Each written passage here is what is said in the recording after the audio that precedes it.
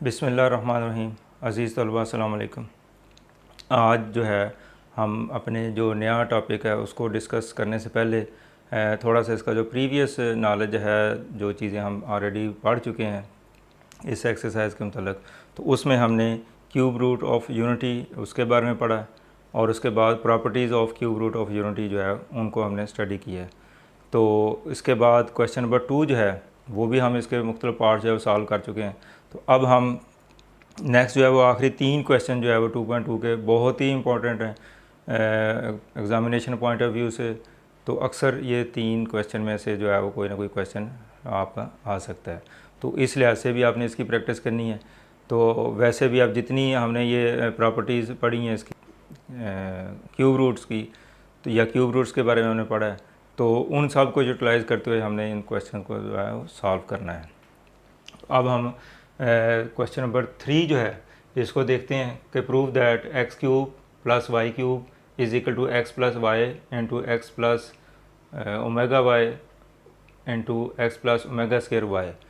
तो इसको हमने प्रूव करना है।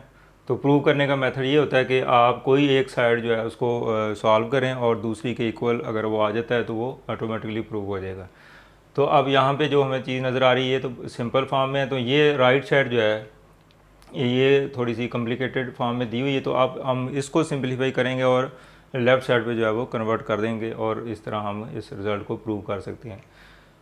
अब इसके लिए जो चीज़ें आपको यूज़ होंगी, एक तो आपको ये इसमें मेगा यूज़ और मेगा स्केयर, तो उनके बारे में आप ऑलरेडी पढ़ चुके हैं कि क्यूब रूट ऑफ यूनिटी हमने फाइंड किए थे। तो ये 3 रूट्स जो है वो निकलते हैं, ये 1 रियल इसका और ये 2 इमेजिनरी रूट्स हैं। तो ये पॉजिटिव साइन वाला इसको हम ओमेगा का नाम दे चुके हैं और इसको ओमेगा स्केयर का नाम दे चुके हैं।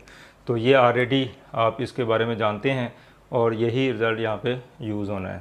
उसके बाद ये इसकी प्रॉपर्टीज़ जब हमने पढ़ी थी क्यूब रूट्स की, तो हमने ये रिज़ल्ट भी एक प्रूव किया था कि मेगा क्यूब जो है वो 1 के इक्वल होता है, और एक रिज़ल्ट ये हमने प्रूव किया था इसकी प्रॉपर्टीज़, यानी product of the cube root of unity is equal to 1 and the sum of the cube roots of unity is equal to 0।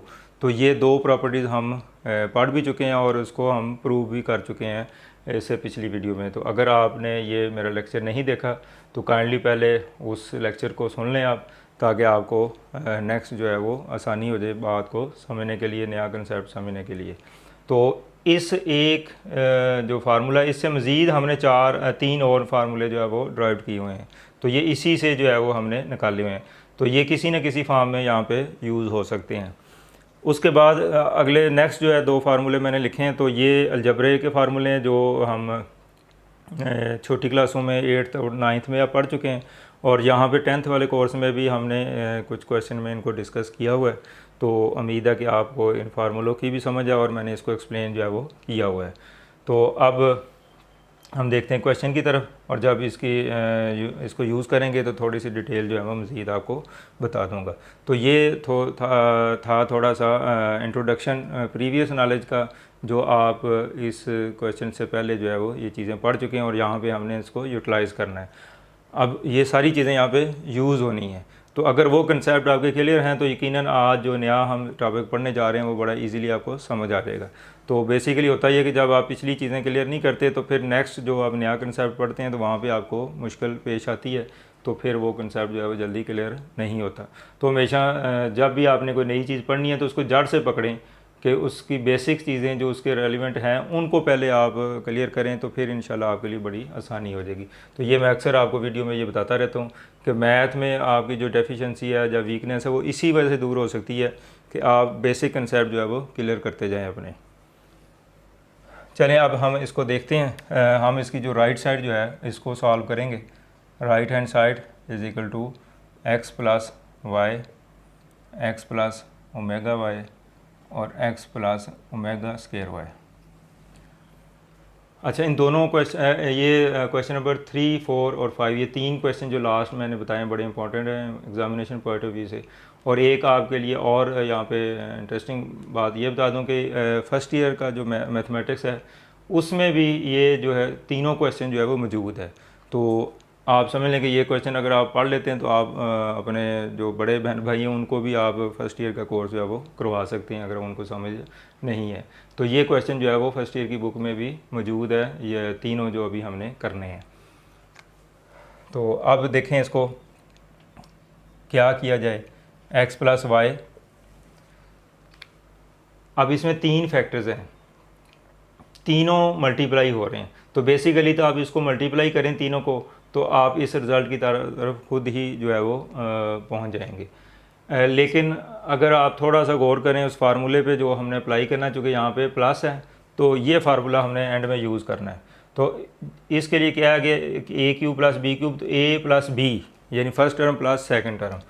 तो यहाँ पे जब क्यूब वाला x और y का क्यूब है तो ये x प्लस वाई वाला पोर्शन जो है वो ऑलरेडी यहाँ पे मौजूद है और वो फार्मूले में भी एंड में आना है। इसका मतलब ये है कि इस फैक्टर को अंदर मल्टीप्लाई करने की ज़रूरत नहीं है, इसको आप एज इट इज़ रखें। सिर्फ इसको आपने, यानी ये चीज़ आपकी ऑलरेडी ये मौजूद है, ये चीज़ आपको चाहिए, बस ये फैक्टर आपने बनाना है। और ये फैक्टर कैसे होगा, जब आप इसको मल्टीप्लाई कर लेंगे तो इंशाल्लाह ये वाला जो दोनों फैक्टर की जो मल्टीप्लिकेशन है वो इस फैक्टर के रेलिवेंट जो है वो बन जाएगी हमारी। तो यही हमारा टारगेट है कि इसको मल्टीप्लाई करके वो जो सेकंड फैक्टर है उसकी फॉर्म में लेके आना। जब उस फॉर्म में आ जाएगा फिर ये और ये वाला हिस्सा जो इसका आंसर आया होगा वो मिलके इसके इक्वल हो जाएगा। तो ये इसका बेसिक थीम है जो मैंने आपको क्वेश्चन के स्टार्ट में बता दी है। Let's start. अब देखते हैं कि इसको कैसे करना है हमने। अब हमने इसको मल्टीप्लाई करना है। तो मल्टीप्लिकेशन का रूल वही जो आप 6th-7th क्लास में आप पढ़ते आ रहे हैं। इसको इससे पहले मल्टीप्लाई करेंगे तो एक्स स्क्वायर आ जाएगा ये, फिर इसको इसके साथ मल्टीप्लाई करेंगे तो ये एक्स वाई ओमेगा स्क्वायर। अच्छा, इसमें जो इंग्लिश की एक लैंग्वेज की तरतीब है अल्फ़ा लेटर्स की, वो भी आप फॉलो करेंगे कि एक्स को वाई से मल्टीप्लाई करें तो एक्स वाई पहले लिख लें। ओमेगा स्क्वायर जो है, चूँकि क्वेश्चन में ओमेगा स्क्वायर पहले लिखा है तो आप बेशक ओमेगा स्क्वायर जो है वो पहले भी लिख सकते हैं। तो मल्टीप्लाई हो रहे हैं, कोई इशू नहीं, अगर जिधर मर्जी को लिख लें तो फ़र्क कोई नहीं पड़ता। लेकिन अब हम इसको ओमेगा स्क्वायर एक्स वाई इस फॉर्म में ले लेते हैं, यानी इसको जब इससे मल्टीप्लाई करेंगे तो x y omega square answer आया तो ओमेगा स्क्वायर को हमने पहले लिख दिया, यानी इसको हमने इससे मल्टीप्लाई कर दिया।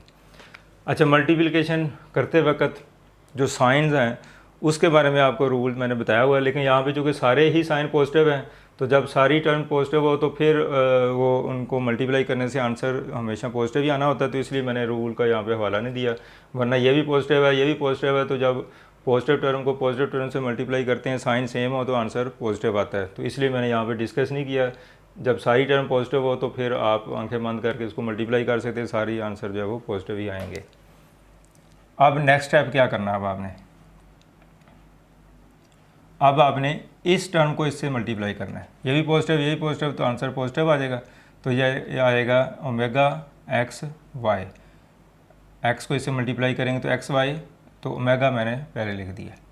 उसके बाद आपने इस टर्म को इसके साथ मल्टीप्लाई करना है, तो ओमेगा और ओमेगा स्क्वायर है तो ये ओमेगा क्यूब आ जाएगा, और वाई को वाई से मल्टीप्लाई किया तो ओमेगा वाई स्क्वायर आ जाएगा। तो इस तरीके से हमने इसको सिंपल आम मल्टीप्लिकेशन का जो मेथड आपने पढ़ा छोटी क्लासेस में, उसी को यूज़ करके हमने ये सिंप्लीफिकेशन इसकी कर ली है। अब x प्लस वाई, अब यहाँ पे जो सूरत है वो अब आपने देखनी है कि कौन सी कोई लाइक टर्म्स हैं, एक जैसी कोई टर्म इसमें मौजूद हैं, या किन टर्म को जो है वो हम सिंप्लीफाई कर सकते हैं। तो ये एक्स स्क्वायर वाली और कोई टर्म यहाँ पे मौजूद नहीं है, इसी तरह आ जाएगा। अगर आप यहाँ पे देखें तो एक्स वाई और एक्स वाई जो है वो दोनों फैक्टर में आ रहा है तो ये कॉमन आ जाएगा, तो plus omega square plus omega, तो एक्स वाई जो है वो कॉमन आ गया। अब चूँकि इसमें ब्रैकेट ज़्यादा यूज़ हो रही हैं तो अब ये आप इसको स्क्वायर ब्रैकेट की फॉर्म में लिख लें, चूँकि ये कॉमन लेने से हमने स्मॉल ब्रैकेट यहाँ पे यूज़ की है। तो इन दो टर्म, ये जो दो टर्म्स हैं इसमें से हमने एक्स वाई कॉमन ले लिया। अच्छा, अब यहाँ पे अगर हम देखें तो ओमेगा क्यूब जो है वो 1 के इक्वल होगा, यानी ये जो ओमेगा क्यूब है ये 1 के इक्वल, ये वाला रिजल्ट हम इसमें यूज़ कर रहे हैं, because omega cube is equal to 1। तो जो फार्मूला भी आप यूज़ कर रहे हैं उसका रेफरेंस दे दें कि आपने किस फार्मूले के तहत आपने ये बात जो है वो की है। अब x प्लस वाई और यहाँ से x square plus omega square plus omega. अब ये जो फार्मूला नंबर 5 जो है, जो 2 से हमने निकाला हुआ है, omega plus omega square is equal to -1, तो इसकी तरतीब चेंज भी हो जाए, इसको इधर लिख लें, इसको इधर लिख लें, फिर भी कोई फ़र्क नहीं, चूँकि कम्यूटेटिव लॉ जो है वो इसमें होल्ड करता है एडिशन के लिहाज से। तो ये क्या आ जाएगा -1 एक्स वाई, और 1 को इससे मल्टीप्लाई किया तो वाई स्क्वायर आ जाएगा। अब x plus y x square, इसको इससे मल्टीप्लाई करेंगे -x वाई आ जाएगा प्लस वाई स्क्वायर। अब देखेंगे हमने वो दो फैक्टर जो है उनको हमने मल्टीप्लाई किया और उसके बाद हमारे पास ये एक फैक्टर आ गया, ये ऑलरेडी हमारे पास आ रहा था। अब इसको अंदर मल्टीप्लाई करने की ज़रूरत नहीं है। अगर आप यहाँ पे दो सूरतें हैं, अगर तो आप एक फार्मूले का रेफरेंस यहाँ पे दे दें तो हम बगैर मल्टीप्लिकेशन के आंसर भी निकाल सकते हैं। तो हम यहाँ पे हमें एक फार्मूला बनता नज़र आ रहा है, तो हम उसको शॉर्टकट मेथड में फार्मूला अप्लाई करके अगला अपना रिज़ल्ट जो है वो एक ही स्टेप में हमारा रिज़ल्ट आ जाएगा। अदरवाइज़ अगर आपको फार्मूला यहाँ पे जहन में नहीं आता तो आप इसको इससे मल्टीप्लाई भी कर सकते हैं, जैसे आपने इधर किया था। एक्स को इससे भी मल्टीप्लाई करें, इससे भी करें, इससे भी करें, फिर वाई को इससे भी मल्टीप्लाई करें, इससे भी करें, इससे, तो काफ़ी वो एक लेंथी प्रोसेस हो जाएगा। तो आंसर फिर भी आपका ये वाला आ जाएगा। लेकिन ज़ाहिर मैथ है, आपको जो फार्मूलेज बनाए जाते हैं वो इसलिए बनाए जाते हैं कि कहीं पे भी उसको यूटिलाइज़ करके हम अपना जो प्रोसेस है उसको शॉर्टकट कर लें और इजी कर लें। तो अब जस्ट फार्मूला अप्लाई करें तो एक स्टेप में हम इसका आंसर जो है वो दे सकते हैं। अब देखें इसको हमने कंपेयर करना है, ये जो फार्मूला मैंने दो लिखे हैं इनके साथ, तो ये चीज़ या ये चीज़, इनमें से देखें पहले कि कौन सी चीज़ बन रही है। एक तो ये कि दोनों टर्म प्लस हो रही हैं। अब दोनों टर्म प्लस किस में हो रही हैं? इस फार्मूले में, इसमें नेगेटिव है। तो ये चीज़ हमें, ये फार्मूला जो है वो यहाँ पे इम्प्लीमेंट हम इसको कर सकते हैं। तो a प्लस बी यानी first term plus second term, फिर जो टर्म यहाँ पे होती है उसका स्केयर, फिर दूसरी टर्म उसका स्केयर, और दरमियान में दोनों का प्रोडक्ट, और साइन जो है वो प्लस है तो इधर नेगेटिव हो जाएगा, उलट साइन होता है, अपोजिट साइन होता है इसका। तो अब सेम वही चीज़, x है तो x का स्केयर है, y है तो y का स्केयर है, और प्रोडक्ट इनका क्या है वो नेगेटिव है। तो सेम ये वाला फार्मूला यहाँ पे ये सूरत हाल जो है वो बनती नज़र आ रही है। ये फैक्टर भी हमें बन गया और हमारा ये फैक्टर भी बन चुका है। और अगर इस फॉर्म में हो तो हम इसको इस तरह लिख सकते हैं, अगर इस फॉर्म में कोई चीज़ दी है तो आप इसको इस तरह भी लिख सकते हैं। तो अब हम क्या करेंगे, इसको फर्स्ट टर्म का क्यूब प्लस सेकंड टर्म का क्यूब, यानी अगर इस फॉर्म में दिया तो आप क्या लिखेंगे, a का क्यूब यानी फर्स्ट टर्म का क्यूब, और फिर b यानी सेकंड टर्म का क्यूब। तो फर्स्ट टर्म x है और सेकंड टर्म y इसका क्यूब हो जाएगा। तो ये आ जाएगा x cube plus y cube which is equal to left hand side. अब देखें ये जो है हमारी लेफ़्ट साइड के इक्वल आ गई, लेफ़्ट साइड यही थी हमारी x cube plus y cube, तो उसके इक्वल आ गई। तो राइट साइड को हमने सिंप्लीफाई किया और लेफ़्ट साइड के इक्वल आ गया, इसका मतलब हमारा रिजल्ट जो है वो प्रूव हो गया। तो नीचे लिख दें हैंस प्रूव्ड। तो ये क्वेश्चन हमारा जो है वो सॉल्व हो चुका है। लेकिन यहाँ पे आपको मैं ये बात किसी एक लेक्चर में मैंने बताई भी थी कि जो भी आपने फार्मूला बीच में अप्लाई करना है ना, उसकी लॉजिक ज़रूर दिया करें, उसके बताया करें कि ये फार्मूला कौन सा यूज़ किया है। मैंने वो फार्मूले साइड्स पे लिखे होते हैं, लेकिन जब आप उसको अप्लाई करें तो आप क्वेश्चन के साथ उसको उसी फार्मूले को लिख दें जो यूज़ किया है। तो उधर से जिस फार्मूले का मैं जिक्र कहूँ, अगर कहीं यहाँ पे मैं लिखना भूल भी जाऊँ तो आप वो फार्मूले का रेफरेंस यहाँ पे दे दिया करें। अब मैंने ये फार्मूला यूज़ किया है, ये वाला, तो यहाँ पे आप लिख दें a cube plus b cube a plus b a square minus a b plus b square. तो जिस फार्मूले का भी यहाँ पे रेफरेंस दिया जाता है वो आप यहाँ पे लिख दें। इसके फ़ायदा ये होता है कि एक तो एग्ज़ामिनेशन पॉइंट ऑफ व्यू से जब कोई आपका पेपर मार्क कर रहा है तो वो वैसे ये स्टेप डायरेक्ट भी कर दें तो नंबर आपको मिल जाएंगे। लेकिन जब आप इस तरह बातें ये लिखेंगे, रेफरेंस देंगे, लॉजिक बयान करेंगे कि किस फार्मूले को अप्लाई करते हैं, किस रिज़ल्ट को अप्लाई करते हैं, ये चीज़ आप कर रहे हैं, तो फिर एग्ज़ामिनर भी खुश हो जाता है कि आपको इस चीज़ की समझ है कि आप कौन सा फार्मूला जो है वो यूज़ कर रहे हैं। तो इसलिए और वैसे भी कुछ अर्सा बाद अपने ही किए हुए क्वेश्चन अगर आप भूल जाएं तो वहाँ पे आप अगर ये लॉजिक दी होगी तो दोबारा आप कुछ अर्से बाद इसी क्वेश्चन को देखेंगे तो आपको भूला हुआ क्वेश्चन भी जो है वो याद आ जाएगा। तो ये थोड़ी सी एक टिप थी जो मैंने आपको बता दी कि एग्ज़ामिनेशन पॉइंट ऑफ व्यू से भी इसका बेनिफिट है कि एग्ज़ामिनर जो है वो इससे सेटिस्फाइड हो जाता है कि इस बच्चे को रट्टा नहीं लगाया, वो इसको समझ है बात की, और आपकी अपनी याददाश्त के लिए भी ये चीज़ जो है वो अहम है। तो उम्मीद है कि ये क्वेश्चन आपको समझ आ गया होगा, तो इसकी प्रैक्टिस करें। अब हम चलते हैं अपने नेक्स्ट क्वेश्चन की तरफ। जी स्टूडेंट, अब हम क्वेश्चन नंबर 4 जो है उसको सॉल्व करते हैं। तो ये भी जो अभी क्वेश्चन नंबर 3 हमने सॉल्व किया उससे मिलता जुलता है, लेकिन इसमें फार्मूला दूसरा यूज़ हो रहा है और थोड़ा सा ये उससे लेंथी जो है प्रोसेस लग रहा है, क्योंकि इसमें ज़्यादा फैक्टर यूज़ हो रहे हैं। तो इसमें जो मल्टीप्लिकेशन है वो हमारी ज़्यादा प्रोलॉन्ग हो जाएगी। तो मेथड वही है जो आपने क्वेश्चन नंबर 3 में यूज़ किया है, उसी मेथड से इसको हम सॉल्व करेंगे, वही प्रोसीजर अडॉप्ट करेंगे। लेकिन ज़्यादा फैक्टर होने की वजह से, ज़्यादा टर्म होने की वजह से जो है वो आपका जो मल्टीप्लिकेशन का जो प्रोसेस है वो थोड़ा सा लेंथी हो जाएगा। तो लेकिन जब बंदे को कंसेप्ट क्लियर हो तो इंशाल्लाह लेंथी क्वेश्चन भी जो है वो ईजी हो जाता है। तो अब हम इसको स्टार्ट करते हैं।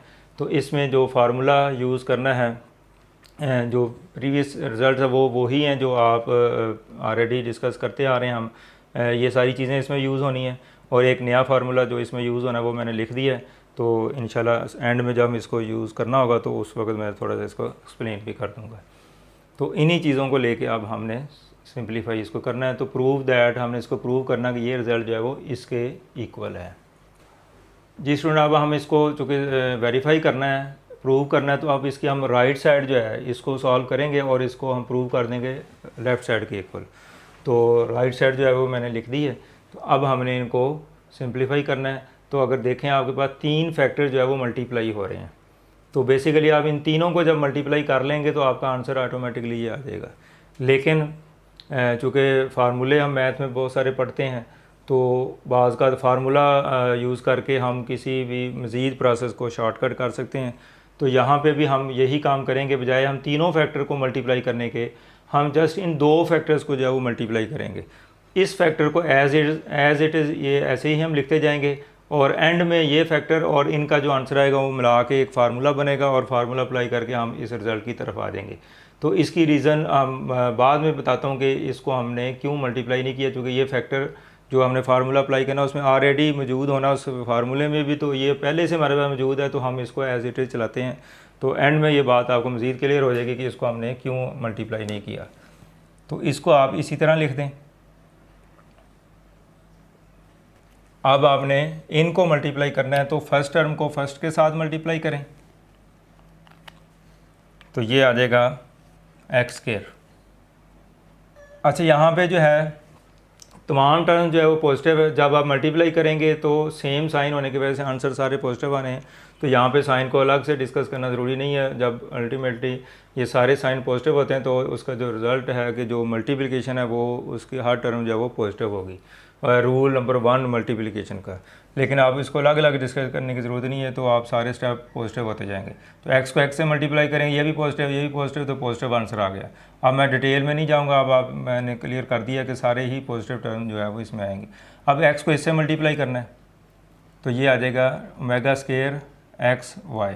पहले ओमेगा स्क्वायर वाली टर्म लिखते जाएँ, फिर एक्स, फिर वाई, फिर जी, इस तरीके से। और उसके बाद अब मैंने इसको इससे मल्टीप्लाई कर दिया, और अब मैंने इसको इससे मल्टीप्लाई करना है, तो ये आ जाएगा ओमेगा एक्स जेड। अब मैंने फर्स्ट टर्म के साथ सबको मल्टीप्लाई कर दिया। अब नेक्स्ट जो है, अब हम सेकंड टर्म के साथ इसको मल्टीप्लाई करेंगे। ये एरो दिखाने का मकसद ये है कि आप बात को अच्छी तरह अंडरस्टैंड कर लेंगे कि इसको मल्टीप्लाई किया जा रहा है। अब इस टर्म को आपने फर्स्ट टर्म के साथ मल्टीप्लाई करना पहले, तो ये आ जाएगा ओमेगा एक्स वाई। ओमेगा पहले लिख दें। अब आपने इस टर्म को इसके साथ मल्टीप्लाई करना है, तो ये ओमेगा क्यूब आ जाएगा, क्योंकि ये पावर 2 है और ये पावर 1 है। तो जब आप इनको मल्टीप्लाई करेंगे तो आपको एक्सपोनेंट का लॉ जो है वो बताया हुआ है, तो ये ओमेगा क्यूब आ जाएगा, पावर जो है वो प्लस हो जाती है। तो इसको इससे मल्टीप्लाई करें ओमेगा क्यूब, और वाई, और ये वाई स्क्वायर आ जाएगा। अब आपने इस टर्म को इसके साथ मल्टीप्लाई करना है, तो ये आ जाएगा ओमेगा और ओमेगा को मल्टीप्लाई करेंगे ओमेगा स्क्वायर, और ये y और z मल्टीप्लाई होगा तो ये y z आ जाएगा। अब हमने जो तीसरी टर्म हमारी बाकी रह गई है इसको बारी बारी इस सारे फैक्टर से मल्टीप्लाई करेंगे। अब इसको इससे मल्टीप्लाई करना है, तो ये ओमेगा स्क्वायर को ओमेगा स्क्वायर से मल्टीप्लाई करेंगे, इसको इससे मल्टीप्लाई करना है तो ओमेगा स्क्वायर एक्स जेड आ जाएगा जी, ओमेगा स्क्वायर एक्स जेड। उसके बाद इसको इससे मल्टीप्लाई करना है, तो ये ओमेगा स्क्वायर को ओमेगा स्क्वायर से मल्टीप्लाई करेंगे तो ओमेगा की पावर 4, और इसको y और z को मल्टीप्लाई करेंगे तो y z है। चूँकि इसमें फैक्टर काफ़ी ज़्यादा हैं तो अक्सर यहाँ पे मिस्टेक हो जाती है कि कोई टर्म आप उसको मल्टीप्लाई करना भूल जाते हैं या गलत टर्म से मल्टीप्लाई कर लेते हैं, तो इसलिए ज़रा बड़ा कंसंट्रेट करके जो है ये मल्टीप्लिकेशन का प्रोसेस करना होता है ताकि कोई गलती ना रह जाए।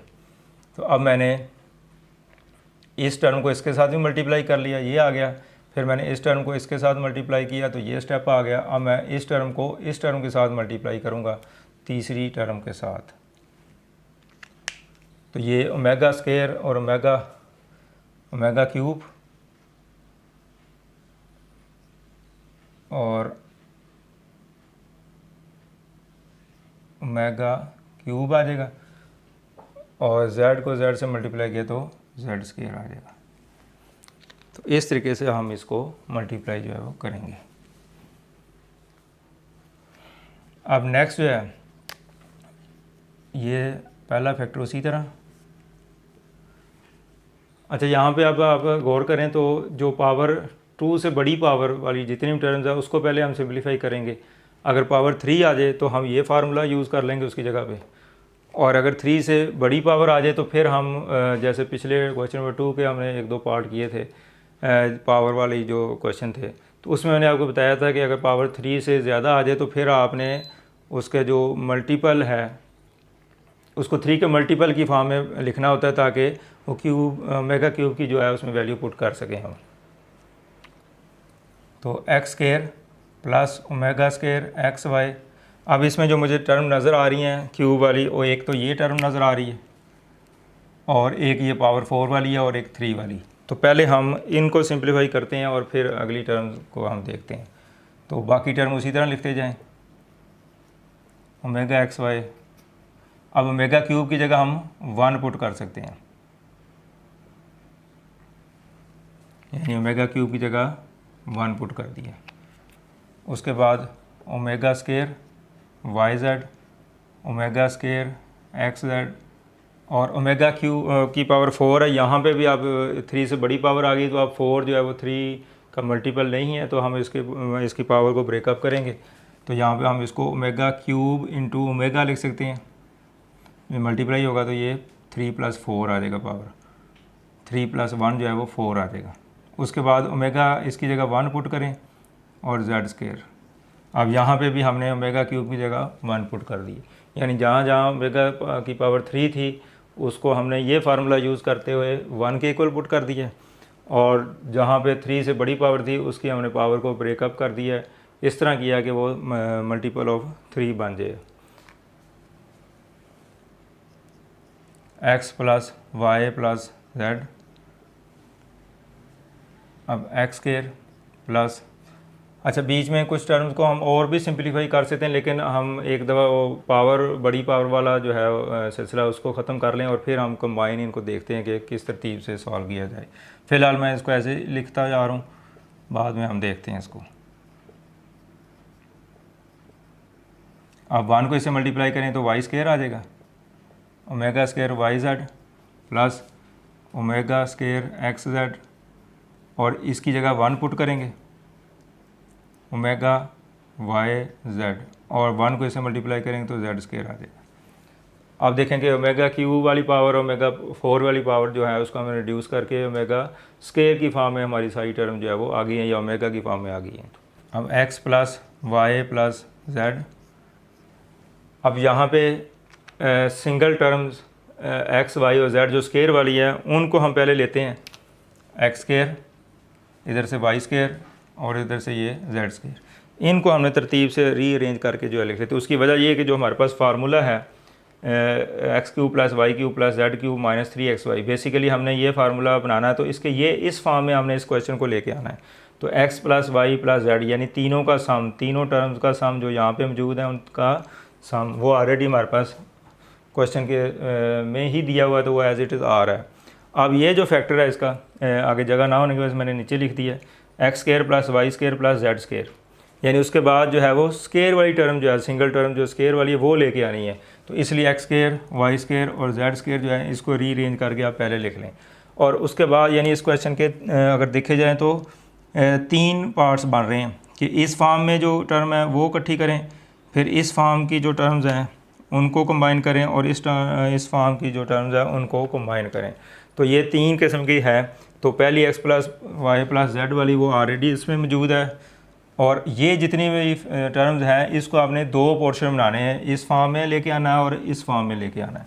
तो ये बेसिकली आपका ये जो मेजर फोकस होना चाहिए। तो उसी को सामने रखते हुए अब हम इनकी रीअरेंजमेंट जो है वो करते हैं।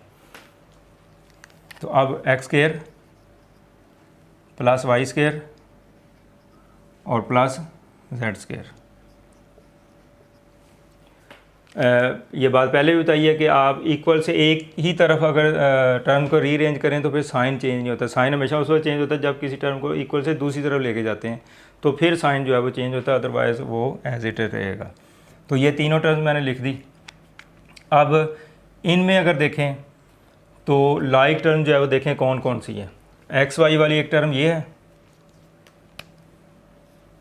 और इसमें कोई एक्स वाई टर्म वाली ये है कि जिसमें एक्स वाई और जेड के लिहाज से जो लाइक टर्म है वो हम देखते जाएंगे। तो एक्स वाई वाली एक टर्म ये मौजूद है और एक टर्म हमारे पास ये मौजूद है। तो इनको हम कंबाइन करेंगे, y omega square x y plus omega x y. तो एक्स वाई वाली लिख ली हमने। यहाँ से आपको एक डायरेक्शन मिलती जाएगी, पहले एक्स वाई वाली टर्म है फिर वाई जेड वाली है। तो अब आप यानी इसकी तरतीब लगाने के लिए आप अगर वो फार्मूला पहले से लिख लें क्वेश्चन में या स्टार्ट में अपना यहाँ पे लिख लें आप, तो आपके लिए बड़ा इजी होगा इनको रीअरेंज करने के लिए। तो अब हमारे पास वाई जेड वाली टर्म है, तो आप देखें वाई और जेड वाली कौन सी टर्म इसमें मौजूद है। तो वाई जेड वाली हमारे पास एक ये टर्म है, ये मैं ऊपर एरो बार लगा रहा हूँ, वाई जेड, और एक ये वाई जेड वाली है। ये 1 को इससे मल्टीप्लाई करें तो ये Y Z omega Y Z आ जाएगा। तो अब इन टर्म्स को हमने रीअरेंज करके लिखना है। तो पहले आप ये लिख लें, कोई भी पहले लिख लें, कोई इशू नहीं है। तो ये ओमेगा वाई जेड 1 से मल्टीप्लाई होगा तो ये यही आ जाएगा, तो ओमेगा वाई जेड। तो हमने वाई जेड वाली जो टर्म्स है वो कंबाइन कर दी। अब अगला जो आखिरी स्टेप हमारा वो जेड एक्स। तो अब ये देखें कौन सी जिसमें जेड और एक्स आता हो। एक तो ये है, अब इसको कोई निशानी लगा लें आप। तो ये मैं इस तरह वर्टिकल लाइन लगा रहा हूँ, और ये अच्छा वहाँ पे जेड एक्स है और यहाँ पे हमारा एक्स जेड है और एक्स जेड है। तो अब देखें ये कौन सी प्रॉपर्टीज़ है। 2 को 3 से मल्टीप्लाई करें 6 आता है, और 3 को 2 से मल्टीप्लाई करें वो भी 6 आता है। तो इसको commutative law with respect to multiplication हम कहते हैं। तो मल्टीप्लिकेशन से जो कम्यूटेटिव लॉ जो है वो रियल नंबर में एग्जिस्ट करता है, इसलिए आप जेड एक्स लिख लें या एक्स जेड लिख लें, उससे फ़र्क जो है वो नहीं पड़ेगा। तो फार्मूले में आमतौर पर वो एक ख़ास तरतीब से लिखा होता है जेड एक्स, तो इधर हमने एक्स जेड की फॉर्म में लिखा हुआ है। तो बेशक आप आसानी के लिए इधर भी तरतीब जो है वो चेंज कर सकते हैं।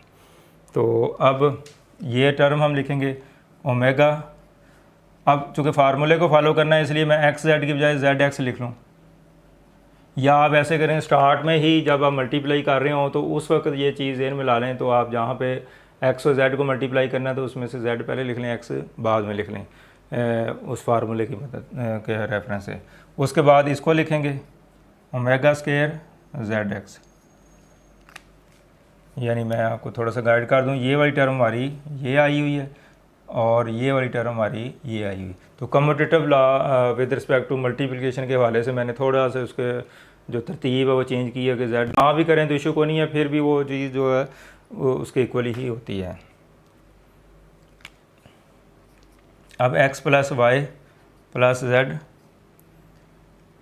अब ये चीज़ तो हमारी आ गई है, ये फैक्टर हमारा यहाँ पे जो था वो शो हो गया। तो इसको आप इसी तरह लिखेंगे।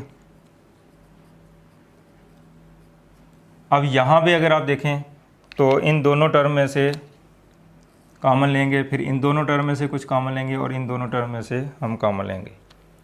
तो एक्स वाई इसमें भी आ रहा है, एक्स वाई इसमें भी आ रहा है, ये कॉमन आ जाएगा। तो omega square plus omega x y, इसमें भी आप ओमेगा पहले लिख लें, ओमेगा स्केयर बाद में लिख लें तो कोई इशू नहीं है। यानी इस टर्म को आप इधर लिख लें और इस टर्म को इधर लिख लें तो कोई इशू नहीं है, क्योंकि commutative law with respect to addition जो है वो भी होल्ड करता है, तो इसलिए इस तरतीब से भी लिखा जा सकता है। अब इसमें से वाई जेड कॉमन आ जाएगा, तो omega square plus omega Y z, और इसमें से जेड एक्स कॉमन ले लें तो ओमेगा प्लस ओमेगा स्केयर। अब यहाँ पे आप चूँकि अंदर छोटी ब्रैकेट और हमने यूज़ की है तो इसको हम स्केयर ब्रैकेट जो है वो मज़ीद यूज़ कर लेते हैं, चूँकि ये फैक्टर और ये पूरा फैक्टर मल्टीप्लाई हो रहा है, तो इसलिए ये इसको लिखना जो है इस तरीके से ज़रूरी है। अब हम अपने रिज़ल्ट के बिल्कुल करीब हैं, तो x square plus Y square plus Z square plus, अब ओमेगा स्केयर प्लस ओमेगा, ये formula omega plus omega square कर लें या ओमेगा स्केयर पहले लिख लें तो ये -1 के इक्वल होता है। चूँकि कम्यूटेटिव लॉ यहाँ पे होल्ड करता है तो इसको इधर लिख लें, इसको इधर लिख लें तो कोई फ़र्क नहीं, तो ये -1 के इक्वल आ जाएगा, तो एक्स वाई आ जाएगा। इसी तरह ये भी -1 के इक्वल है और वाई जेड आ जाएगा। और इसी तरह ये सॉरी यहाँ पे मैंने गड़बड़ कर दी है थोड़ी, यहाँ पे ये पॉजिटिव साइन है, तो प्लस इसकी जगह क्या आ जाएगा -1 जेड एक्स। तो अब हमने इन तमाम की जगह क्या लिख दिया है, थोड़ा सा मैं आपको हवाला भी दे दूँ यहाँ पे कि ये चीज़ किसके इक्वल है -1 के, ये चीज़ किसके इक्वल है -1 के, और ये चीज़ किसके इक्वल है -1 के। तो यहाँ पे आप साइड पे ये रेफरेंस यानी ये फार्मूला जो है यहाँ पे आप लिख भी सकते हैं, चूँकि वो एक ही फार्मूला बार बार यूज़ किया तो आप एक ही दफ़ा लिख दें कि omega plus omega square is equal to -1। तो जो फार्मूला हमने यहाँ पे यूज़ किया है उसका रेफरेंस भी दे देना बेहतर है। अब हमारा तकरीबन लास्ट स्टेप आ चुका है, x square plus Y square plus Z square. अब देखें यहाँ पे ये नेगेटिव साइन है और ये पॉजिटिव साइन है, तो मल्टीप्लिकेशन करते वक्त अगर साइन डिफरेंट हो तो आंसर जो है वो नेगेटिव होता है। तो ये एक्स वाई आ जाएगा, 1 से मल्टीप्लाई करने से कोई फ़र्क नहीं पड़ेगा। इसी तरह ये भी माइनस हो जाएगा, वाई जेड आ जाएगा, और ये भी माइनस हो जाएगा, जेड एक्स आ जाएगा। तो ये अब सिंप्लीफाई कर लिया हमने, इसको मज़ीद आगे हम नहीं कर सकते, ज़रूरत भी नहीं है। तो अब अगर आप देखें तो ये रिज़ल्ट हमारा जो आया है x plus Y plus z, तो जो टर्म यहाँ पे है उसका इधर स्केयर होता है, फिर वाई का स्केयर, फिर जेड का स्केयर, फिर दोनों का दो करके प्रोडक्ट, पहले एक्स को वाई से मल्टीप्लाई किया हुआ, फिर एक्स वाई, फिर वाई जेड और फिर जेड एक्स, इस तरह एक सर्कल बना हुआ है। तो इस तरीके से ये मल्टीप्लिकेशन हुई है। तो अगर आप इस फार्मूले को कंपेयर करें तो ये चीज़ X plus Y plus Z into X square plus Y square plus Z square minus X Y minus Y Z minus Z X, ये किसके इक्वल होती है, इसके इक्वल होती है, यानी फर्स्ट टर्म का क्यूब। अब हम इसको क्या लिख सकते हैं, अगर आपको इस फॉर्म में कोई चीज़ आ गई है तो आप इसको इस फॉर्म में लिख सकते हैं, यानी फर्स्ट का क्यूब प्लस सेकंड का क्यूब प्लस थर्ड का क्यूब। अब यहाँ पे फर्स्ट टर्म क्या है, एक्स, इसका क्यूब हो जाएगा, सेकंड टर्म का क्यूब हो जाएगा और थर्ड टर्म का क्यूब हो जाएगा। फिर आगे -3 into first into second into third, तीनों टर्म को मल्टीप्लाई करना है। -3 फर्स्ट टर्म एक्स, वाई और जेड। तो अब इसको हम x cube y cube plus z cube -3x y z is equal to, ये हमारी लेफ़्ट साइड आ गई।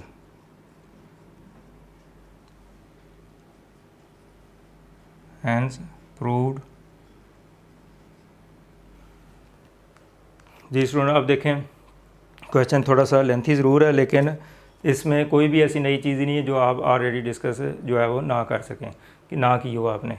तो इसमें मल्टीप्लिकेशन का प्रोसेस हमने किया, वो भी छोटी क्लास में पढ़ चुके हैं, उसके बाद ओमेगा की जो पावर्स है 3 मोर देन 3 आ जाए या 3 आ जाए तो उसको कैसे सिंप्लीफाई करना होता है, वही मेथड जो आप पिछले क्वेश्चन में हम पढ़ चुके हैं उन्हीं को हमने यूटिलाइज़ किया है।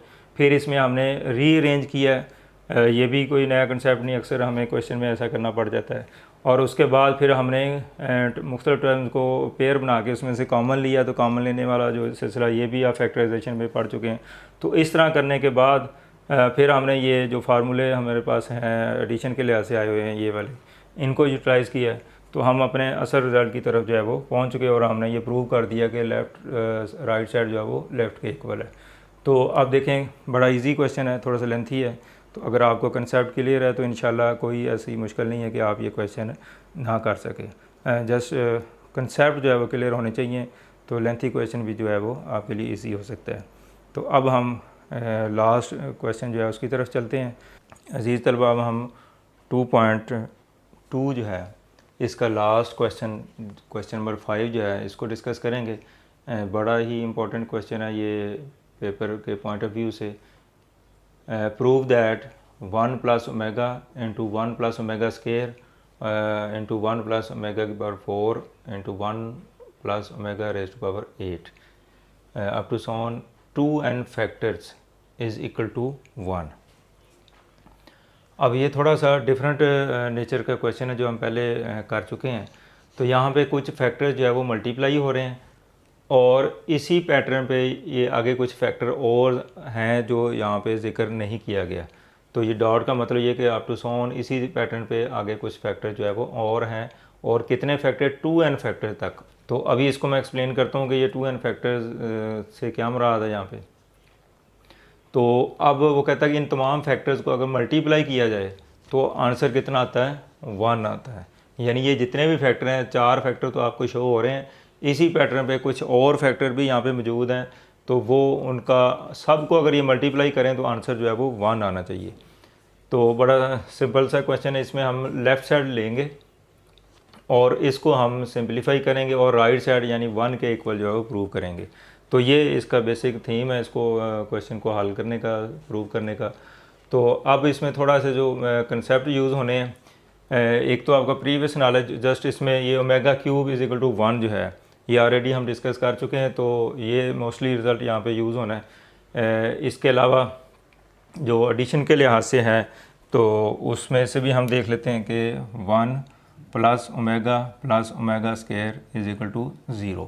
तो ये दो फार्मूले हम बेसिकली प्रोडक्ट और एडिशन के लिहाज से जो है वो इसकी प्रॉपर्टीज़ के हवाले से जो है वो प्रूव कर चुके हैं। तो अब जो सेकंड फार्मूला है इसका कौन सा रिस्पेक्ट यहाँ पे यूज़ होता है, तो उसके मुताबिक फिर मैं आपको गाइड कर दूंगा कि कौन सा फार्मूला किस वे में जो है वो यूज़ हो रहा है। अब यहाँ पे जो रहेगी बात फैक्टर्स की कि इसका क्या मतलब है। अब इसको मैं एक एग्जांपल से एक्सप्लेन करता हूँ। फॉर एग्ज़ाम्पल हमारे पास कुछ फैक्टर जो है वो मल्टीप्लाई हो रहे हैं, 8 इंटू 8 इंटू 8।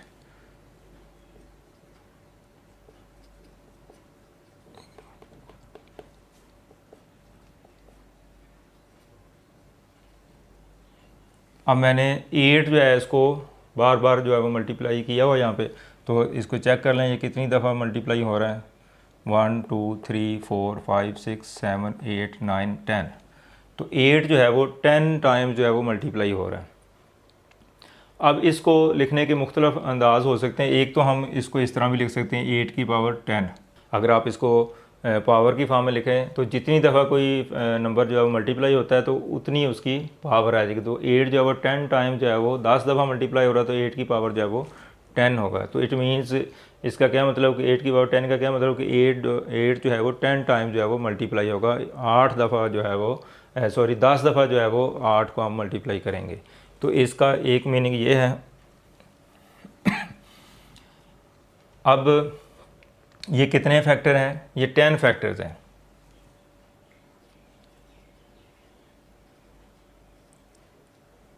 यानी 8 जो है वो कितनी दफ़ा मल्टीप्लाई हो रहा है, 10 टाइम जो है वो मल्टीप्लाई हो रहा है, तो ये 10 फैक्टर जो एक्चुअली बन रहे हैं। अगर हम इसको इस तरह लिख लें,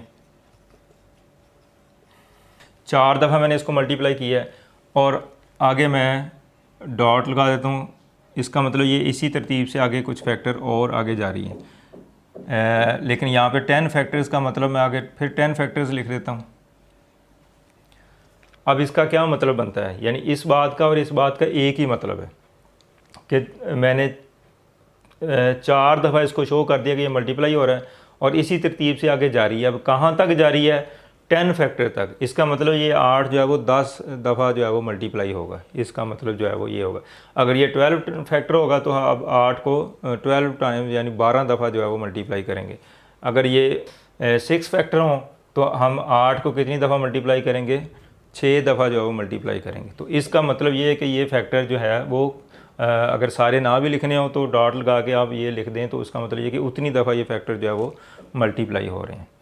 अब यहाँ तक आपको बात क्लियर होगी कि वो सारे फैक्टर लिखना ज़रूरी नहीं। यहाँ पे मैंने सारे फैक्टर जितनी दफ़ा मल्टीप्लाई हो रहे हैं उतनी दफ़ा लिख दिए और यहाँ पे क्या किया है कि इसको मैंने जस्ट डॉट लगा दिया है चंद दफ़ा फैक्टर लिख के।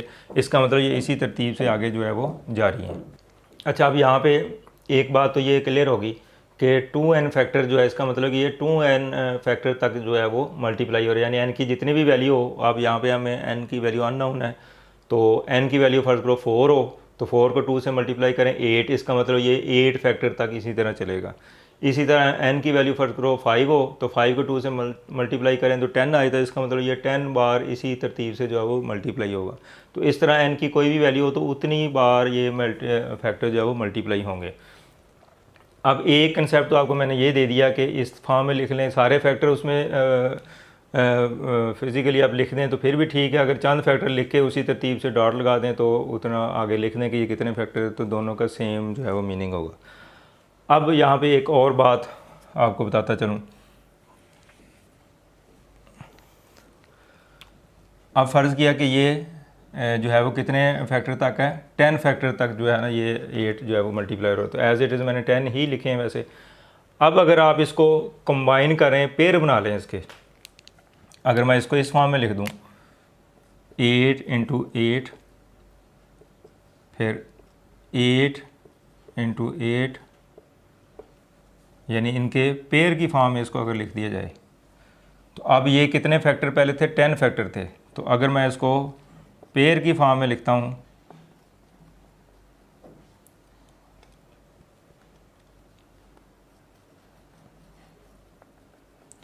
तो अब इसका मीनिंग जो है थोड़ा सा चेंज हो गए हैं। अब हमने पेयर बना दिए कि दो दो पेयर का हमने एक फैक्टर बना दिया।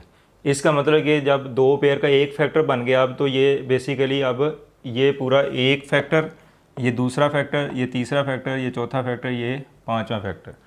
तो अब देखेंगे क्या ये फैक्टर पहले से कम नहीं हो जाएंगे, वैल्यू तो उसकी वही रहेगी, मतलब उसका मीनिंग वही होगा।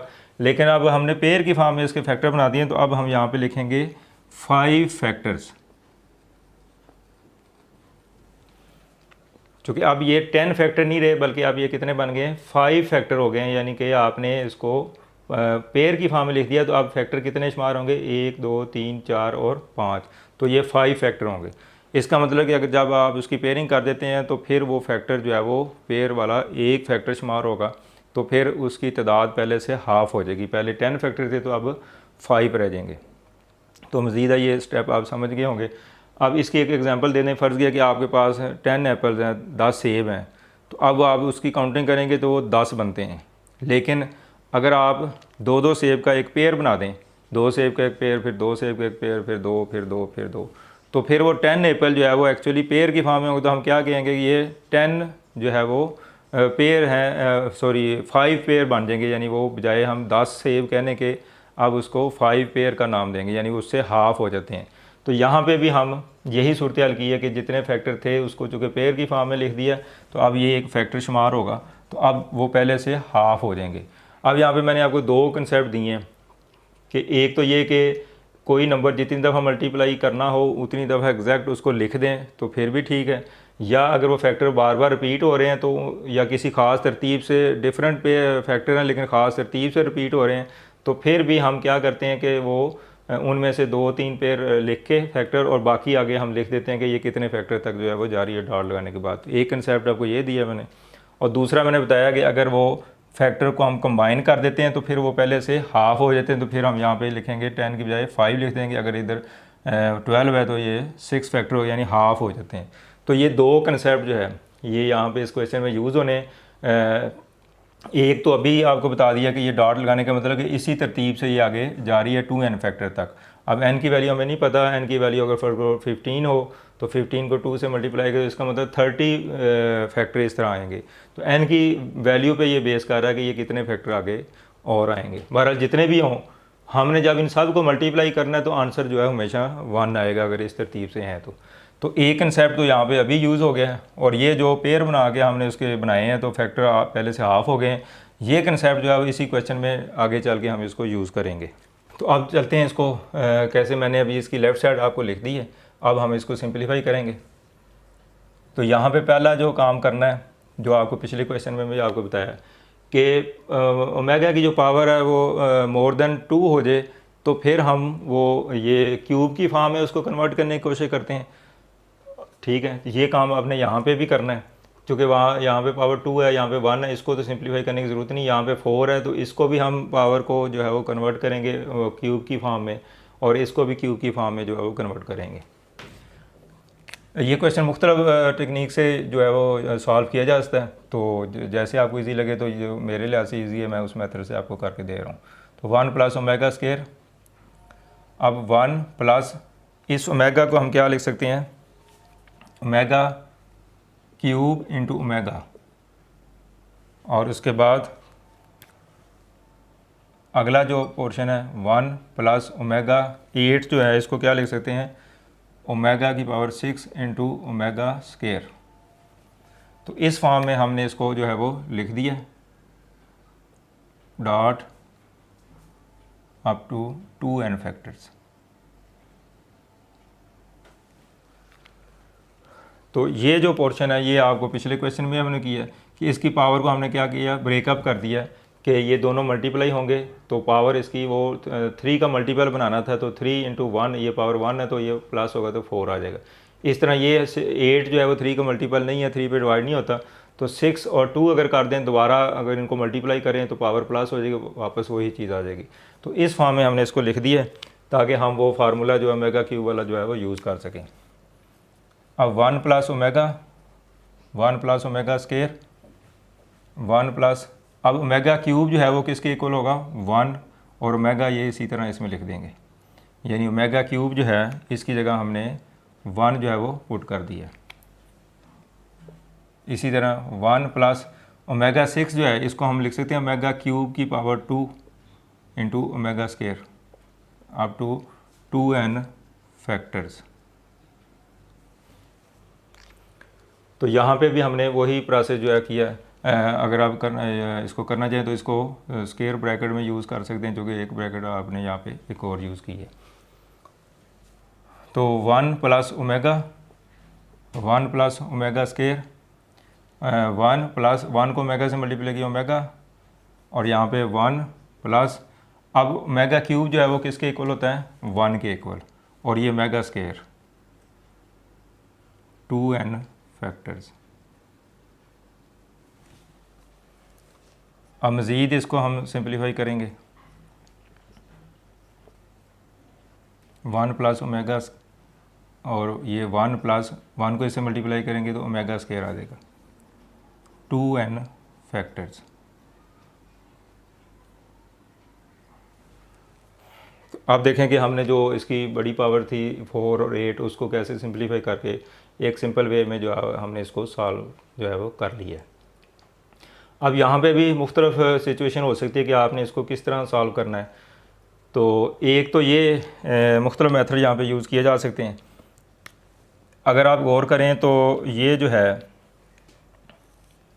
ये टर्म और ये टर्म, अब ये देखो कि ये दो फैक्टर है, अगर इनको कंबाइन हम एक फैक्टर तस्वर कर लें तो ये दोनों ये एक जैसे हैं और ये सेम वही आ रहा है। इसका मतलब ये इससे जो नेक्स्ट फैक्टर बनेगा पेयर की फॉर्म में वो क्या होगा, वो भी यही फैक्टर बार बार आता जाएगा, यानी ये फैक्टर यहाँ पे आया और यही फैक्टर बार बार जो है वो आता जा रहा है। तो ये इसकी लॉजिक है कि अगर ये सेम फैक्टर यानी पेयर की फॉर्म में है तो अब ये कितने फैक्टर बनते हैं, 1 2 3 4 इस तरह आप 2n फैक्टर तक हैं। लेकिन जब आप इसकी अगर पेयरिंग कर लें जैसे मैंने 8 की बताई थी आपको, तो फिर इसके फैक्टर यहाँ से हाफ रह जाएंगे। तो हम इसको इस तरीके से भी लिख सकते हैं कि 1 plus omega into 1 plus omega square into 1 plus omega 1 plus omega square. अब यहाँ पे गौर करें, जो मैंने बात अभी आपको बताई थी कि 8 जो है, अब फर्ज करो 8 1 2 3 4 5 6 8 जो है वो 6, यानी ये 6 फैक्टर है। तो 8 जो है वो 6 टाइम जो है वो मल्टीप्लाई हो रहा है। अगर मैं ये फैक्टर पेयर की फॉर्म में कर दूँ, इसका एक पेयर बना दूँ, इसका एक पेयर बना दूँ, इसका एक पेयर बना दूँ, तो फिर ये जो है वो पहले से हाफ फैक्टर रह जाएंगे। अब क्या कहेंगे, 3 फैक्टर्स, क्योंकि आप पेयर की फॉर्म में ये एक फैक्टर बन गए, एक और एक ही है, तो आप फैक्टर पहले से हाफ हो जाएंगे। जो मैंने अभी आपको एक एप्पल वाली भी एग्जांपल दी है और ये भी आपको एग्जांपल दे रहा हूँ। तो अब यही काम यहाँ पे हमने करना है कि चूँकि पहले ये अलग अलग फैक्टर था 2n फैक्टर थे, अब हमने चूँकि इसको कंबाइन करके एक फैक्टर बना दिया, इसको कंबाइन करके एक फैक्टर कर दिया और मजमूई तौर पर ये मल्टीप्लाई हो रहे हैं। तो अब फैक्टर की तादाद पहले से कम हो जाएगी, हाफ़ हो जाएगी। अब 2n है तो 2n का हाफ़ क्या होगा, यानी हाफ़ करने के लिए आपने इसको 2 पे डिवाइड करना। जैसे ये 6 फैक्टर थे तो हाफ़ करने के लिए आपने 2 पे डिवाइड किया तो 3 रह गया, अब ये 3 फैक्टर बन गए। इसी तरह 2n का हाफ़ करेंगे तो ये n रह जाएगा। इसका मतलब कि अब यहाँ पे n फैक्टर जो है वो रह गया। अब यहाँ पे देखें इस स्टेप में काफ़ी चेंज है, तो ये स्टेप आप गौर से इसको समझ लें। दोबारा भी मैं एक्सप्लेन कर देता हूँ कि अब हमने पेयर की फॉर्म में इसके फैक्टर बना दिए। ये एक फैक्टर बन गया, ये 2 फैक्टर बन गए। अब जो फैक्टर की तादाद है ये इसी तरह ये जारी है, अब पहले से हाफ़ रह जाएंगे। अगर पहले ये फ़र्ज़ करो 20 फैक्टर बनते हैं टोटल, तो अब ये 10 बन जाएंगे। अगर पहले ये फ़र्ज़ करो 12 फैक्टर बनते हैं तो फिर ये उसका हाफ़ हो जाएगा। 12 का जो है वो 2 पे डिवाइड करने से 6 आ जाएगा। अब ये 2n फैक्टर है तो इसका हाफ़ करेंगे तो 2 का हाफ़ 2n का हाफ़ 2 से कैंसिल हो जाएगा, तो n फैक्टर। इसका मतलब ये अब n फैक्टर तक जो है वो मल्टीप्लाई हो रहा है। यानी ये फैक्टर कितनी दफ़ा मल्टीप्लाई हो रहा है, n फैक्टर। n की वैल्यू जो भी हो सकती है, अगर n की वैल्यू 4 हो तो इसका मतलब ये फैक्टर कितनी दफ़ा आएगा, 4 दफ़ा आएगा। अगर n की वैल्यू 5 हो तो ये फैक्टर कितनी दफ़ा आएगा, 4 दफ़ा आएगा। अगर n की वैल्यू 5 हो तो ये फैक्टर जो है वो 5 दफ़ा आएगा, यानी उतनी दफ़ा मल्टीप्लाई होगा। तो उम्मीद है कि आप इस कंसेप्ट को समझ गए हैं कि इसका क्या मीनिंग है। इसका मतलब यही है कि ये फैक्टर कितनी दफ़ा मल्टीप्लाई हो रहा है। अब हमने इस पे जो दूसरे फार्मूलाज हैं उसको यूज़ करना है। तो ये आपके पास 1 प्लस ओमेगा और plus omega square is equal to 0 के इक्वल होता है। तो यहाँ पे आप इसको 3 इसकी मज़ीद हमने पॉसिबिलिटीज़ जो है वो निकाली थी। 1 plus omega is equal to minus omega square. Omega square को उधर ले जाओ तो एक फार्मूला हमारे पास ये बन जाता है। दूसरे स्टेप में क्या करना आपने, पहले ओमेगा स्केयर को उधर ले गए, अब हम ऐसे करते हैं कि ओमेगा को उधर ले जाते हैं। तो ये 1 plus omega square is equal to minus omega. अब ओमेगा जो है वो उधर चला जाएगा तो माइनस हो जाएगा। और तीसरी दफ़ा आप क्या करें, 1 को उधर ले जाएं। तो ये फार्मूला बनाने का मेथड जो है मैंने पहले भी आपको बताया था, तो अब फिर मैंने इसको एक्सप्लेन कर दिया।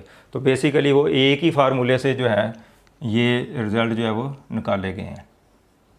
तो इनको अलग अलग फार्मूला का नाम भी दे सकते हैं। तो बेसिकली वो एक ही फार्मूला, अगर वो आपको याद है तो क्वेश्चन में ज़रूरत के मुताबिक आप ख़ुद भी बाकी बना सकते हैं। इनको अलग से याद करना ज़रूरी नहीं है। तो रटा नहीं लगाना, आप बस बात को समझें कि कैसे मैं ये 3 बनाता हूँ। एक टर्म उधर ले जाएं तो बाकी 2 एक तरफ रह जाएंगे। तो इस तरह से हमारे से पास जो है वो मुख्तलिफ रिज़ल्ट आते जाएंगे। अब 1 प्लस ओमेगा जो है वो किसके इक्वल है, माइनस ओमेगा स्केयर। तो अब इसकी जगह एक तो ये कि आप इसको मल्टीप्लाई करके भी सॉल्व कर सकते हैं, तो बाद में वैल्यूज़ पुट कर दें फार्मूला। एक ये कि आप इसकी जगह अलग फार्मूला पुट कर दें, इसकी जगह अलग कर दें, दोनों सूरतें हैं। यहाँ पे इसकी जगह क्या आ जाएगा, 1 प्लस ओमेगा की जगह माइनस ओमेगा स्केयर, और 1 प्लस ओमेगा स्केयर जो है वो माइनस ओमेगा।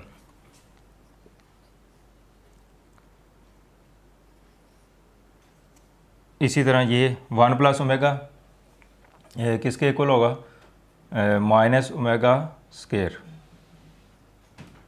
और 1 plus omega square, 1 plus omega square minus omega, n factors. यानी इसी तरह बाकी जितने भी फैक्टर हैं उन पे भी यही आपने जो है सूरत हाल अप्लाई करनी है, लेकिन ज़रूरत नहीं है चूँकि वो सेम एक चीज़ रिवाइज़ हो रही है, रिपीट हो रही, तो उसी तरीके से अब आप इनको मल्टीप्लाई कर लें।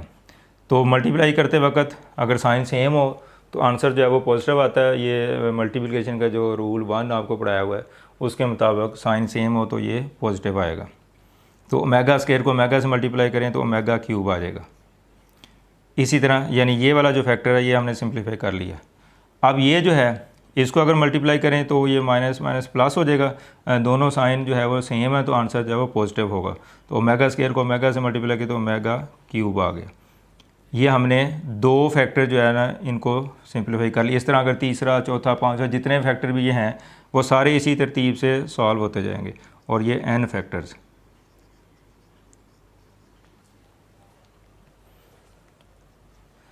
अब ओमेगा क्यूब किसके इक्वल होता है 1 के इक्वल, और ओमेगा क्यूब किसके इक्वल होता है 1 के इक्वल। इसी तरह अगर तीसरा फैक्टर भी हो तो वो भी ज़ाहिर 1 आ जाएगा। अगर लिखना चाहें अगर चौथा फैक्टर भी है तो वो भी 1 आ जाएगा, पांचवा फैक्टर, यानी जितने भी फैक्टर है n तक जाएंगे। अगर n से मुराद 10 फैक्टर है तो 10 दफ़ा 1 मल्टीप्लाई होगा। अगर n जो है वो 5 है तो 5 बार मल्टीप्लाई होगा। तो ये 2 दफ़ा लिख दें काफ़ी है, या आगे भी अगर लिखना चाहे तो अंडरस्टूड है कि ये इसी तरतीब से आते जाएंगे, इसी तरतीब से ये आते जाएंगे। लेकिन कन्फ्यूजन से बचने के लिए आप बस ये 2 फैक्टर ही लिखें, आगे डॉट लगा दें, n फैक्टर्स। अब इसका क्या मतलब है इसको देखते हैं कि 1 इंटू 1 यानी 1 मल्टीप्लाई हो रहा है और बार बार मल्टीप्लाई हो रहा है। यानी यहाँ पे n जो है वो क्या होगा, बार बार मल्टीप्लाई हो रहा है। कितनी दफ़ा मल्टीप्लाई हो रहा है n की वैल्यू पे डिपेंड करेगा। अगर n जो है 5 है तो 1 जो है वो 5 टाइम जो है वो मल्टीप्लाई होगा। अगर n की वैल्यू 6 है तो 1 जो है वो यानी इस तरीके से अगर n की वैल्यू हम फर्ज करो 3 ले लेते हैं तो 1 कितनी दफ़ा मल्टीप्लाई होगा 3 टाइम्स। तो 1 को जितनी दफ़ा भी मल्टीप्लाई करें आंसर तो 1 ही आएगा। इसी तरह अगर n की वैल्यू 5 हो तो 1 को 5 टाइम्स मल्टीप्लाई कर लें तो फिर भी आंसर जो है वो 1 ही आएगा। इसका मतलब कि 1 जो है चूँकि मल्टीप्लिकेटिव आइडेंटिटी है और इसको आप बार बार 1 से ही मल्टीप्लाई करें तो जितनी दफ़े मल्टीप्लाई करें आंसर जो है वो 1 आएगा। इसका मतलब ये कि n फैक्टर का जो इसके साथ रिलेशन है वो यही है कि n की वैल्यू जितनी मर्जी हो, n की वैल्यू 100 भी हो यानी 1 को आप 100 टाइम भी मल्टीप्लाई करें तो 1 ही आंसर आएगा। n की वैल्यू फर्ज को 50,000 होती है तो फिर भी 1 को आप 50,000 दफ़ा भी मल्टीप्लाई करें तो आंसर जो है वो 1 आएगा। इसका मतलब ये है कि 1 को आप जितनी दफ़ा भी मल्टीप्लाई करेंगे आंसर हमेशा जो है वो 1 ही आएगा। तो इसका मतलब कि ये सारे फैक्टर मल्टीप्लाई हो गए किसके इक्वल होंगे 1 के इक्वल होंगे। यानी जितने भी हों इनको मल्टीप्लाई करेंगे तो ये 1 आएगा। क्योंकि 1 फैक्टर बार बार मल्टीप्लाई हो रहा है तो आंसर जो है वो 1 आएगा। तो ये हमारा इसको सिंप्लीफाई करने के बाद आंसर आ गया। अब देखें कि हमने लेफ़्ट साइड ली थी इसकी, उसको हमने मुख्तलिफ अंदाज में सिंप्लीफाई किया। बीच में मुख्तलिफ टेक्निक यूज़ कर सकते हैं, ये क्वेश्चन कई तरह से हो सकता है। तो ज़रा ईजी मेथड से मैंने आपको समझा दिया। तो इसके अलावा भी आप दूसरे मेथड से भी मल्टीप्लिकेशन के लिहाज से, या इधर आपने पेयर बनाए हैं तो इसको डायरेक्ट मल्टीप्लाई कर लें तो वहाँ पे यानी मुख्तलिफ सिचुएशन जो है वो यहाँ पे अप्लाई हो सकती हैं। लेकिन इजी मेथड से मैंने आपको करवा दिया है। तो अब ये इक्वल आ गया 1 के, which is equal to right hand side. अब हमारी राइट हैंड साइड के इक्वल आ गया आंसर, जो इसका मतलब कि हमारा रिज़ल्ट जो है वो प्रूव हो गया, हैंस प्रूव्ड। अब देखें स्टूडेंट, अब हमने एक मुख्तलिफ नेचर का जो क्वेश्चन था, जो पहले क्वेश्चन से ज़रा डिफरेंट भी है और बड़ा इंपॉर्टेंट है ये question examination point of view से भी। तो एक जो इसमें कंसेप्ट था कि ये 2n फैक्टर तक मल्टीप्लाई हो रहा है, तो इसका क्या कंसेप्ट है। फिर वो फैक्टर अगर पेयर की फॉर्म में करते हैं तो हाफ़ रह जाते हैं, तो फिर क्या सूरत हाल। तो इसको मैंने एग्जांपल से एक्सप्लेन कर दिया। यही इसमें जो 2 कंसेप्ट है, अगर आपको ये समझ आ गए हैं तो इंशाल्लाह ये क्वेश्चन जो है वो आपके लिए बड़ा इजी होगा। लेकिन अगर यहाँ पे कोई प्रॉब्लम है तो फिर आपको डिफ़िकल्टी हो सकती है। तो मेरी जो मैंने आपको एग्जांपल दी थी स्टार्ट में उसको देखें तो ये चीज़ें आपको इंशाल्लाह बड़ी आसानी से क्लियर हो जाएंगी। तो उम्मीद है कि ये आपको क्वेश्चन समझ आ चुका होगा, आप इसकी प्रैक्टिस करें।